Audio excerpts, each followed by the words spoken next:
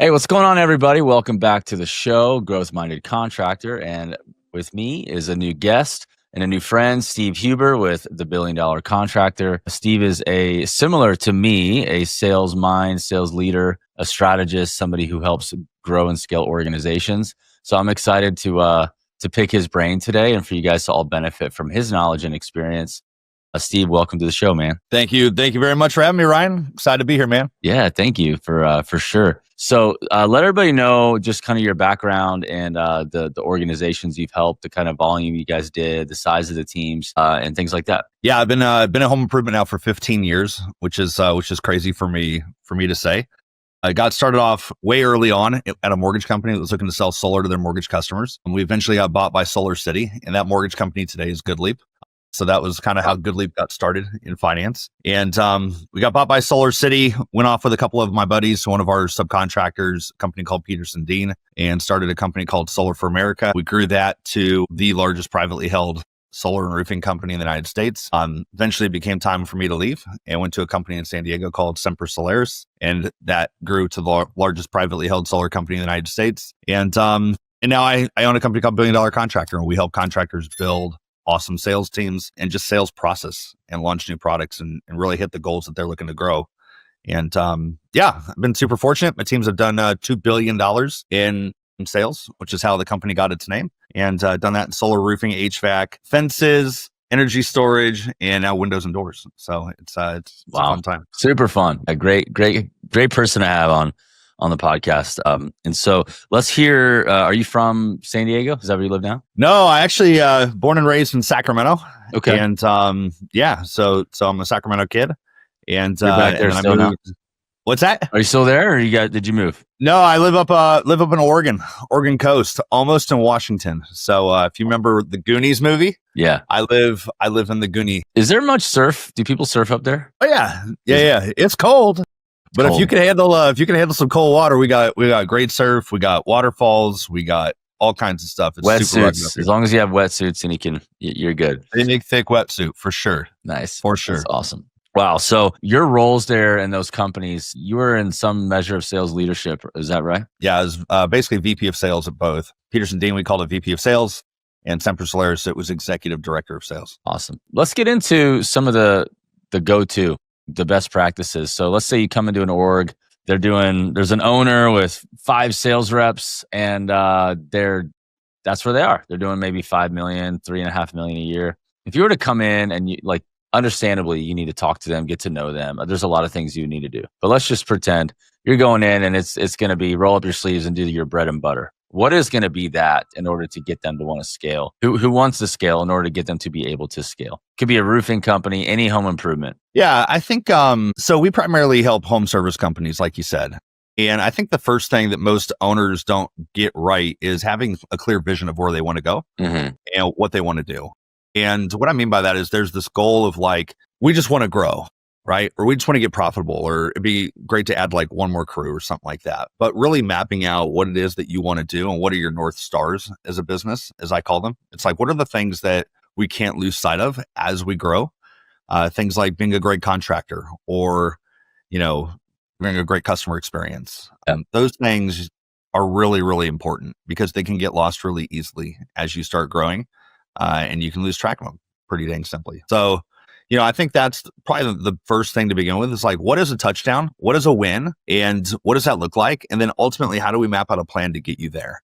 And every business has things that's holding it back. What I find out very often is it's not the things that usually we think it is. It's usually not a lead problem or a people problem. It really is systems or something else that we got to get in there and fix. So know where you want to go, and then get your data in place to be able to track it and measure it and figure out a way to get there.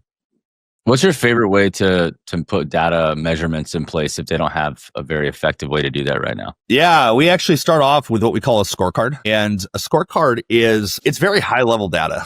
It's things that most business owners should have at their fingertips. So we start there, and it does 2 things. So first off, it's designed to be filled out weekly. And that way our owners understand exactly where the business is at every week. We can start making good decisions based on that. But it also the first time we give it to everybody, there are holes. There's these blind spots that exist where either it's super cumbersome to go pull the data, or they don't have a way of tracking it at all. And so it's kind of like 1A to setting good goals is you have to have your data in place. And so you start with like getting your data in place, getting a good way to track things. And then you go into, all right, now that we have some data in place, what are the goals that we want to outline and how are we going to hit them based on the data that we have? So I think, Ryan, to answer your question, like if you don't have good data tracking today, just start very simply. Like just start tracking with very high level data that you can use to make good decisions and recognize that you have blind spots and then work to fix them. Do you like give them a spreadsheet template to the user and they're pulling from their CRM? Do you have a CRM of choice that you guys like to refer out to that does do a good job with data? I'm a platinum advisor for Subcontractor Hub, which is built for home improvement contractors. They're phenomenal. But my favorite CRM is the one you already have and the one you already know. So if you understand how to use Monday.com, go use Monday. If you're already with High Level, go use High Level. I've run off of every CRM from Sugar to Salesforce to Zoho to a bunch of things in the middle. As long as you're not on Google Docs, like spreadsheets, pick which one you like. Yeah. So nice. Sweet. So, all right. So now I'm a $5 million company. I want to get to 50 and you've helped me make a plan and I have a vision. I want to help my community. I want to provide great careers, for teammates. I want to improve their livelihoods. I want to all these nice things. How do you help them make a plan on how to get there? Because, is 5 to 50 million in like 10 years or is it like 3 years? Like, how do you like to talk about and consult like big visions and time, and the time it takes to achieve those? Like, what are the things you like to teach? Because then like that changes how you spend on marketing or how you create sales teams with self-generated opportunities. And I'm just kind of, those are all interesting to me. I'd love to know what your thoughts are on. Yeah, totally. It's a really great question. So the way that we go through goal setting is not, it starts with a vision, which is, hey, I want to go from 5 to 50 million. And then it's what are the steps needed to get there? So as you can imagine, going from 5 to 50 million is tough. Like it's cash flow intensive, operations intensive. You need a certain execution on sales and marketing and those things. And so we actually have a really in-depth goal sheet that we go through that measures out all of those things. So we look at what are close rates today? What does sales execution look like today? What do we need it to be? What is marketing today? What do we need it to be? What are things like build times and cash flow? And what do they need to be? And kind of planning those things out. And usually when you do that, it becomes very obvious that like 5 to 50 million is not something that can happen in like 1 year, right? It may be 5 to 10, and that may be the big jump. And we have some key hires that we have to put in place to get there. And then the next year, it's going to be maybe 10 to 15 or 10 to 20, right? Mm-hmm. And so you kind of just outline those things, as you build out and let data support the decision. I'll give you some examples. So let's say that we wanted to go from 5 to 10 million. And I said, awesome, Ryan, I need to account for, 5% marketing spend of our top line goal to hit the 10 million. So I need you to account for $500,000 in marketing in order to hit that. And you're like, there's no way I'm spending $500,000 in marketing this year. I can't afford it.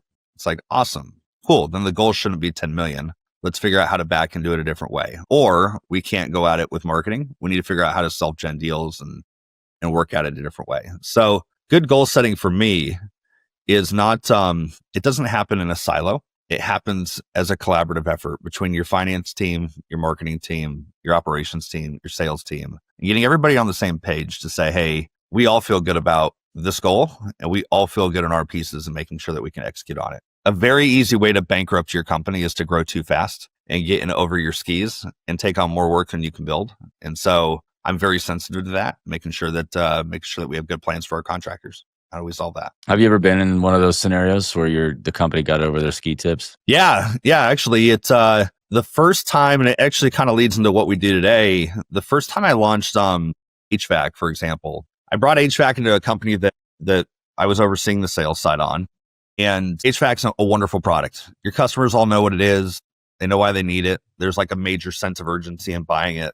A lot of companies want to launch HVAC. And I think that first month we did something like 20 jobs. Second month we did like 80 jobs. Third month, I did like 170 jobs. And you can't scale operations that same way. Like the actual people needed to do the job is like, it takes time to hire those people and get the trucks and do the stuff. And so we had completely oversold our HVAC capabilities. And what happened was like, we started having upset customers that were like really upset and started canceling solar jobs and roofing jobs. Ooh, wow. And, because HVAC's like it's like a spear point, right? It's the front project that people get in. And, it sucked. Like we had to pull way back on all of our HVAC. Sales team started losing confidence. Customers were hating it and like ramped it all the way down. And once you break your confidence of your sales team that like you can't launch a product successfully or you can't deliver on it successfully, it's really hard to get that momentum back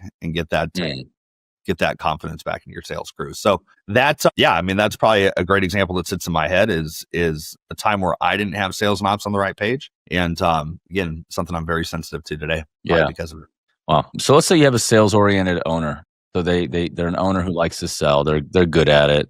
And that's, half of them. The other half are not so good at it and they like to hire for that. Let's just say you have somebody who's, good at it. They enjoy it and they are, building a sales plan, they're building this business plan and they want to execute on it. And now they're looking at sales process now and you've helped them with sales process. Can you speak to sales process? What's an ideal, how do you go about building sales processes? Talk about that and then talk about like the owner and how you would encourage them to lead if they are sales oriented and then maybe they're just not in the spot to hire a sales manager right now. So like what do you do for sales process? And then how do you consult and coach an owner in the leadership of the team? Specifically, like, do they go out and sell? Do you think they should be a player coach? Do they sell with their team? Like speak to a bit of that. If you could, those two things. Yeah, totally. So if you are an owner that likes to sell, you have a superpower and just like realize that. And Ryan, I know you work with a lot of contractors too and owners, and it's such a benefit if you understand sales from an owner standpoint. So I like to think of that as like, that's the superpower that our owner has, is that they understand sales and we need to support them in other ways to help them focus on their superpower. And so I'm a good sales guy, but I'm not like the world's best operations guy. And so many times I see owners that are good at sales dealing with things that are ops related that they could get off their plate. And so one of the things I like to do with our owners that are in that same position is like, what are the things, write down a list of all the things that you do throughout the week. If you do this exercise, you'll realize that like 90% of your time is spent not in your superpower zone. Yeah, it's good. Like ordering toilet paper for the office or calling permits or like playing project manager. Right. And it's like, well, imagine if we could spend 100% of our time or 90% of our time in sales and 10% of our time dealing with this other stuff. How much more would the company like benefit from that? And the answer is a lot. Like you're doing $10 tasks when you should be doing $500 an hour task as the owner. So write down a list of all the things that you do. And then let's start flanking the things off to either a virtual assistant, or sometimes there's so much of this stuff going on, it just makes sense to bring somebody in. Yeah. And get those tasks onto somebody else. By the way, the owners that do that, if you're selling today or you like sales, you're going to be so much happier, like getting that junk off your plate that you don't necessarily when like. The company's doing well, you're happier because you're. Yeah. Like, I mean, you like it. Like good salespeople like to sell. Like they like to get out of bed. They like to go attack the day, and they don't want to be sitting there calling HJs trying to put permits in. And then they're frustrated if their salespeople aren't selling that month. They're having a bad week or month. Then they're like, totally. And they stressed out, right? But yeah, totally. but once you kind of take yourself out of the game, let's be honest. Like when you're out of the game, your mind, your senses like slow down, and you're in a different mode. So like switching back into sales, sometimes you don't want to do it because you're like, man, I've enjoyed delegating that. I'm not in the grind. I'm not on the front line. So I think I've done this. I'm a sales oriented owner of a sales training company and a coaching company. And I've taken my foot off sales for some time. And sometimes I was like, I don't want to go back into it because like, that's why I have a sales team. Totally. But whenever I'm touching deals, like, I'm happier and then there's more profit and there's more capital for the business. If you're a sales oriented owner, you definitely should stay in that mode. It's it's smart. But what I will say is though, what I'm trying to comment to your thoughts is that it's easy to stay in that sideline, like I'm the head coach of the company. I'm in my box seat, kind of watching the game. But getting in there still, it feels really good, and it revives the team. It builds belief in the team. I think it's good to stay in it if you're a sales oriented leader, and not. And I love what you're saying. Like, just flanking them, get rid of all the other stuff, and have other people do it that are higher, lower tasks for sure. Yeah, totally. It's going to motivate you to sell more, because like, if you're trying to wear all those hats, every job that gets sold is like a new list of problems for you. And you're like inadvertently killing your growth, because you're like, I don't know how I'm going to sell more because I have to deal with all these things. And I have one owner right now, like he has a sales background. He loves building sales teams. And he was like, Steve, I don't know what to do. Like, I'm drowning in all this stuff. And I did the same exercise. Like, we went through and started breaking out all the things that he did, got him off of his plate. And now he's like excited about growing again, because he knows that he has a system in place to deliver it, and it's not all him, right? Like, he could double his sales tomorrow and he'd be fine. Whereas if he was doing all the work, there's zero chance that he can do that. So I think that's kind of the other thing that it gives you, is like this confidence that you actually can do the things that you want to do by getting those things off your plate. So I'd say just make a list of all the things you do, really look at it and say, is this time well spent for me, or can I have somebody else do this? And then, and you guys can all start doing this today. And then just start shooting a Loom video, like shoot a screen share of you doing the thing, and start creating like just a Google Drive folder where you have all these tasks and how to do them.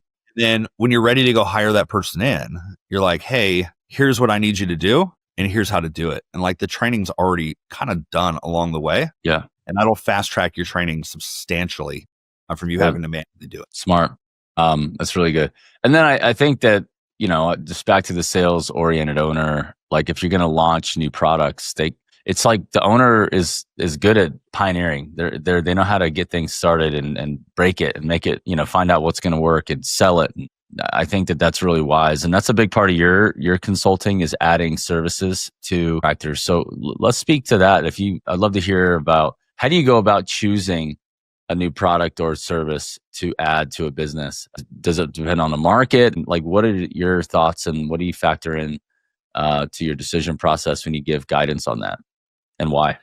Yeah, I very rarely am picking new products or advising on new products based on like market conditions. And because I don't like chasing fads, and I've not seen it work out well, where people chase rebates or they chase a hot market or something like that. I think it's a really great way to go out of business.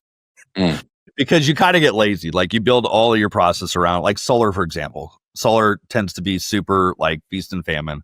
You build all this stuff around this rebate program. You teach your whole sales team around a rebate program. You advertise your entire company around a rebate program. And then the rebate program dries up, and like, now you're out of business. And I've just seen that happen so many times. One of the things I love about home services in general is that they're applicable everywhere. Oregon Coast needs roofs. Hawaii needs roofs. New York needs air conditioners.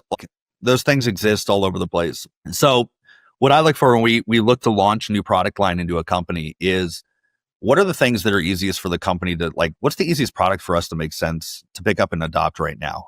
And may not be what we want to sell, may not be like our golden vision for, like, again, I mentioned HVAC. A lot of people want to get into HVAC right now, but their companies would completely implode if they were to launch HVAC. They're just not set up to do it. So for solar companies, my favorite one is to add roofing. I think that's just a very natural one that goes hand in hand. You're already on the roof. You're already interacting with it. Hopefully you're already doing roof inspections. If you are not offering roofing today as a solar company, you are leaving 30-40% of revenue like for free on the table. And you should be making margin on that. Seems like heating and plumbing go well together. Heating and plumbing is great. Heating and air, AC, yeah. Plumbing. You got to think too, like those are products where you're in somebody's house. And so, like, windows and doors. And so the kind of execution we have when we have to go in somebody's house is different. Roofing and siding seems to go well together. Roofing and siding. Yeah. So like exterior projects, I have contractors, that's all they do. They're like, we only deal with things outside of people's homes. I have other contractors where they're like, we're in people's homes. And so let's talk about water filtration. Let's talk about heating and air and interior products. So I think that's understanding what your company is good at and what they're not good at. Mm-hmm. Inside, outside projects are both like, it's just a different group of people that you hire. Like when somebody's up on a rooftop, they can look and act different ways than when somebody's inviting them into their home. So again, it's understanding what your business is good at today and what you're capable of pulling off. Yeah. That's cool. Awesome, man. I love everything you're saying. It's very, very good and very wise. I could tell you definitely aren't giving somebody it's not a silver bullet. It's a process. It's knowing their vision. It's looking at data. It's what's best for them and what they can pull off. And sounds like there's a lot of wisdom in what you're sharing. So that's great. Let's talk about sales process a little bit. What are your go-tos, your beliefs around sales, like your sales philosophies? Is there any, beliefs that are just unbroken no matter where you go? You're going to stand on this and say, this is to be true to me, like these things in the sales process. Yeah, I think, and again, I've personally worked with thousands of salespeople, and the ones that do right by the customer are always the ones that win long term. Like you can fake that as much as you want, but your life is going to be short-lived as a salesperson. And I can almost see it. And Ryan, I'm sure you're the same way, where you see these people that like hop jobs and hop industries constantly. Yeah. And it's like, you're just not in it, man. Like you're not in it for the customer. And that's like number one. Number two is that our job as salespeople is to make it easy for people to buy. Like that's it. And so if you think about a lot of things through that lens, it's like, are we doing activities today that are making it easy for people to buy from us? Are we offering financing? Or are we telling them to go find their own? Are we just pitching cash? Those are probably the big ones I see today. Your job is to make it easy for people to say yes and do business with you. Mm-hmm. And as the owner, your job is to make it easy for your sales team to do business and to execute. And so those are, two things I always think about in the back of my head as we look at sales process that companies have. Here's what happens so often is, and Ryan, this, to start a company, you have to have like a certain amount of just like figure it out in you. And because there's no playbook, like nobody hands you the playbooks, like here's how to go start a company. And so you have to like grind it out. And then you already make your first hire. And usually you don't hire like somebody off the street. You hire like your uncle, and he was okay. And he sold cars. And now it's you and your uncle, and you guys are out selling roofs. And next thing you know, you're like ready to start hiring like people you don't know. And you don't have any process. Like it was you and your uncle forever. Mm-hmm. And everything's like intuitive to you, and it just makes sense. And you know the company story real well because it's your company. And you try and hire people and like you fail over and over and over again. It's because these people don't have like any foundation to work off of and anywhere to begin. Like there's nothing documented. And so, that's unfortunately like a lot of times where people go, I feel stuck. Like I'm doing 5 million. I don't know how to break out of it. And I can't hire people. And you just look at it, you're like, man, you don't have a company that's capable of growing right now. Right. So let's start like documenting. Let's get our goals. Let's get our vision. Let's start getting our hands around data. Let's start documenting the processes and where they need to be. And just through that exercise, you start to realize that there's just a lot of gaps and holes that we got to go attack and fix. Mm-hmm. And it's so funny. Like everybody wants to hire A players, but you have to be an A+ company to hire A player. You do. Yeah, you sure do. You can't be a D- and be like, all I want is A players, but I'm going to give them no support, no foundations, no vision, no training, no skills. And it's like, yeah, that guy's not going to come into you. And so anyways, like sales process, just, I think about it in that way. Like, how do we make this an amazing place for somebody to come work? Yeah. How do we design processes and systems and places to where we minimize the chances of us doing something wrong? And then how do we document it so that somebody can come in and say, oh, like I get this. And these guys look legit. They look like they've got their act together. They've thought through it. And by the way, this doesn't mean that you have to come up with like an employee handbook that's 800 pages long. It means that you just start documenting stuff and have like a clear vision for how your company operates. Do you have any opinions on like the linear motion of a sale? Like call the customer, set an appointment, do an inspection, present your company, offer financing. Like, so those are very linear, basic sales motions. You got to have that. But then there's like sales methodology, beliefs around how do you ask, do you like believe in question-based sales? Do you believe in like, is there certain things in the sales process laying on top of the basic, make it easy for the customer, care for the customer, believe in the product? Like, so that's all like there. Are there anything that you train in sales that's like a bit more, I guess, holding fast to some more of like a sales system or methodology? Do you ever subscribe to one and teach that you used in the past outside of the linear movements of a sale? Yeah. I mean, we're The way that I teach sales process is through frameworks, and it depends on the product that we launch, but they're all very similar. And we approach it like doctors. Like we are consultative, diagnostic people. We're problem solvers. And so my job's not to pitch a product. It's to figure out where my clients' problems are. How do I solve those problems? And then how I make it very easy for them to say yes to moving forward with solving those problems. And so, so we do a lot of question-based selling. We do a lot of just discovery and diagnostic mode. And again, I think for a lot of salespeople, it's that idea of shifting from, and I had this happen in my own career, which is why I'm saying it. When I tried to like sell stuff, my numbers tanked. When I shifted to I'm a problem solver and I just started looking at things through that lens, all of a sudden all my numbers went up. Love that. And I started, breaking records and doing some cool stuff. But it was just that reshift in my own head that forced me to ask better questions, forced me to get my clients talking about their problems. Yeah. And even some simple stuff. Like I see a lot of salespeople that make the assumption that they know what the problem is as the salesperson. And so therefore they don't need to ask questions. Yeah.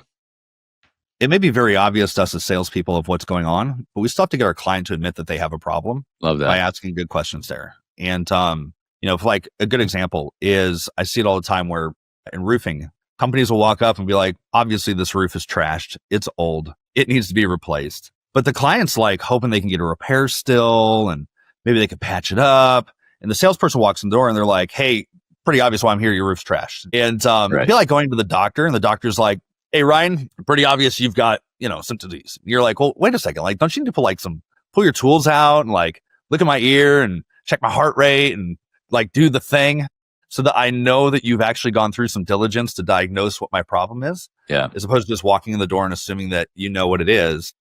Sales process is not there for salespeople. It's there for your customer. Right. Like it's there for your customer to go through the journey to understand what the problem is and then how you offer that problem out. How do you fix it? Fantastic. Great. Well, guys, you guys are, if you ever reach out to Steve, you're in good hands. Everything he's saying is really, really, really good. Really good. A lot of wisdom here. Appreciate you, Steve. That's great. So billioncontractor.com. Is that how they find you? Yes, sir. Yeah, you got it. Steve Huber on LinkedIn. Yeah, guys, take a look and spend some time with Steve. He does a lot of what we do at STG, but he's saying the right thing. So I know he'll be helpful to the world out there doing it the right way. So yeah, man, awesome to have you on. Appreciate you. Anything else for our audience before they go? If you want to give them any words of encouragement or anything like that? Yeah, I just say if you own a company and you run sales teams, like your client is your team. Like just be great. One